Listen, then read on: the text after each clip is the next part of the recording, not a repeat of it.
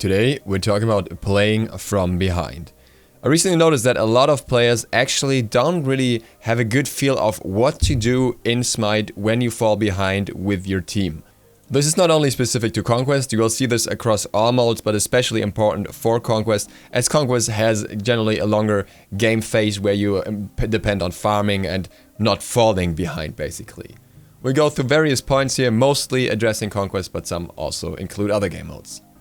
The first point is, the moment you fall behind, the moment you notice that you fall behind, you should stop trying to trade with the enemy. You should stop looking for direct boxing because you're most likely gonna lose it. Unless your character is inherently stronger at boxing, you have a build that encourages boxing or anything of that sort that will allow you to still somehow box against a more farmed enemy.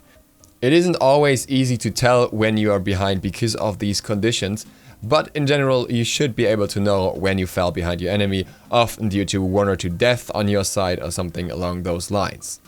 So, first of all, what you want to do is try and safe farm. If that means you have to sacrifice some gold to the tower, so be it. As long as you don't fall behind in XP at the same time, this should be okay. Obviously you don't want to miss out on every complete wave gold, but you want to try and minimize your death over risking it for a minion wave or the gold of a minion wave. You want to see that you can clear the wave before tower if possible, but you don't want to walk out of your tower more than necessary. Any occasion on which you leave the tower will give the enemy time to either gank you or directly trade you in lane if they already have an advantage and deal damage to you. And if you take too much damage, it will force you back even if you don't die, meaning you will spend time away from the lane, meaning you lose more XP. And in the end, it's more risky to lose that much XP than losing a little bit of gold and still clearing the archers, for example. Also, you want to see that you share as many camps and waves as possible with your team if your team as a whole is falling behind. You want to make sure that you get the XP split with the current values, allowing you to get the maximized amount of XP from every single minion and every single camp. As such, you want to share. Next, you want to buy a lot of wards. Yes, this can put you further behind in regards to your build, but it's going to be very important to know what's going on around you. And when you're behind, it is time for the enemy to gank you, so they will most likely rotate to your lanes more often, or if you're the jungler, they will try to invade you. As such, vision helps even more at this point. It's still very important when you're ahead, but even more so when behind. Likewise, while you always want to use the VGS, it's especially important to use the VGS when your team falls behind, so you can make sure that your allies know somebody's rotating out, especially when it's a fed enemy that can easily take kills in other places. So make sure to call everything that you can when you're behind as a team.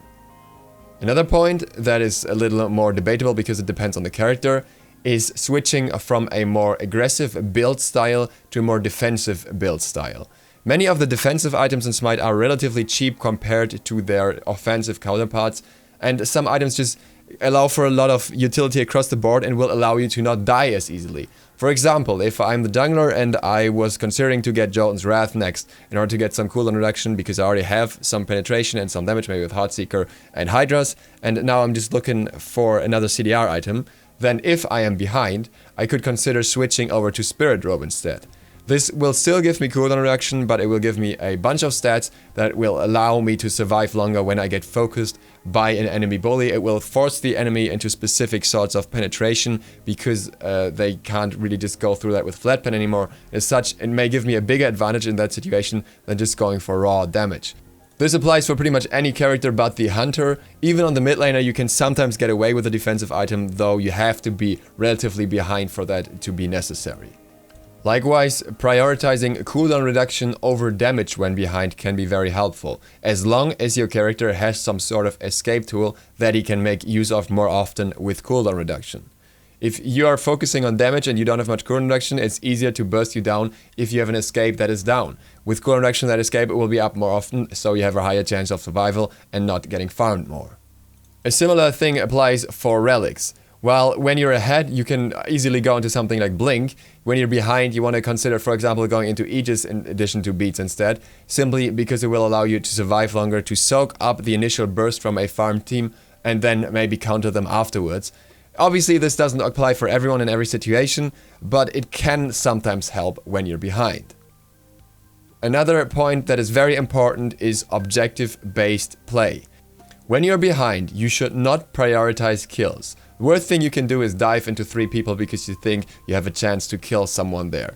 Instead, you should look to fight around objectives. What of the Gold Fury, what of the Fire Giant, and see what the enemy team is doing. When they are trying to contest an objective, don't go into early, wait out until the objective is around 1/2 of its health, and then make a play. At that point you can maybe turn the fight around, either they're low from the objective, or the objective can be stolen, or they're distracted. Anything like that is something you're looking for. It will either allow you to fight them decently, or it will allow you to take the objective from them, giving you another gold spike and maybe exactly what you needed to get back into the game. As such, the more you focus on objectives and the less on individual kills and fights, the more you have a chance to get back into the game from behind. This also goes for buff camps, by the way. If you're the jungler and you're looking to get kills usually, then when behind you instead want to see that if the enemy jungler is somewhere in lane, you are looking to steal the buff camps when it's not too risky.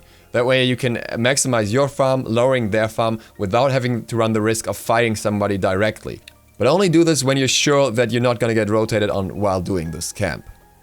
Next, don't be afraid to call for help when you're behind. You can definitely ask, for example, for your jungler's help if he is not as behind and you feel like you're gonna get out-pressured in your lane and you feel like it would have a major impact on the game if you fall behind further. This is something that you can tell your team and maybe they can help you. They won't always, but if you put it nicely instead of just spamming jungler camp my lane, then you have a decent chance that it may actually turn the game around. Also, don't take trades alone in the same sense, but wait for your jungler or support or whoever's coming in to be there. Abuse 2v1s, just play, well, not foul, but strategical. Play with somebody else against a single player as long as it's necessary until you can 1v1 again. What's very crucial to turn games from behind around is avoiding tilt. If you get tilted and you communicate it to your team, then it basically means that the game is a lot more likely to be lost. A negative attitude almost always transfers to your teammates, be it by spamming VGS, by writing in chat or anything like that. Just try your best to come back into the game and focus on the game. Ideally, well, just use the VGS for calls that are necessary and not to complain about anything, likewise with the chat system. Anything that leads to more tilt for your team makes it a lot more likely for you to lose. I don't strictly want to encourage F7 warrioring, basically. I personally rarely F6. I think there's usually something to learn from pretty much any game. I do it from time to time when I think a game is not fun or absolutely pointless, but that's not the point here. I just want to make clear that I'm not saying you have to always F7, but what I do believe is that if you F6 any game where you fall behind too quickly, then you will have a much harder time learning how to play from behind. If you don't F6, even if a game looks like it's most likely going to be lost, it will help you practice playing from behind, playing safe, making objectives plays, and just get back into a game from time to time. Consider how long it's worth it and at which point it will just get on your nerves and just tilt you for the rest of the day, and at which point you can actually make a change with it. But don't always just go for the F6 if you think you've fallen behind. A jungle specific point is also try sticking to lanes. Once again, you can invade if you think there's potential for that, but often that won't be the case, and if there's no potential for it, then try to hang around lanes more than usual instead of going into the jungle on your own, because going into the jungle on your own can be really risky, you can get picked out a lot easier, and often the enemy team will be around there. Obviously, wards will help with this, but not always will you be able to rely on your whole team to ward just because you're behind. A trick to learn playing from behind is by playing guards that basically start working in mid to late game. Basically guards that start from behind. I will point out some guards for every role here so you get a decent idea of what I mean. If you're playing an assassin, you could for example look for Nemesis or Kali, both very late game focused guards. If you're playing a mage, you could play Chang'e or Kukulkan, who both come online relatively late. Kukulkan is a bit easier to play safe in my opinion, so maybe Chang'e makes it a little harder. Then again, Chang'e is a little stronger at the moment, so you have to weigh that for yourself, which one you think is more suitable. As a support, there's Geb, who is very much a very defensive character early and very much basically plays from behind until he comes online and is with his team. Among the warriors, we have Amaterasu and to some extent Nike, who both are relatively weak in the early game, especially if they are in counter matchups, and as such really show their true strength late game and basically play from behind. With the ADCs, it's a bit different because most ADCs come online around late game. There are some early game traders though, so the ones that are really more late game focused are among the lines of Ram basically. As an ADC, I think it's not as important because most ADCs can clear lane at a point decently, and most ADCs really have more of a late game focus. To sum the most important points up: farm safe, ward, use the VGS, consider defensive options, consider CDR items, consider more defensive relics, learn to play gods that come online late game, prioritize farm in lanes as a jungler and prioritize jungle camps over looking for kills, prioritize objectives as a team as opposed to kills, and don't take trades alone if you don't have to, ask for help, avoid tilt, and maybe don't always have 6 if it's not absolutely necessary. With that, thank you guys for watching. I hope this was helpful, I hope this was insightful. If you haven't yet, feel free to click that subscribe button. Feel free to share this video to whoever if you think this might help someone.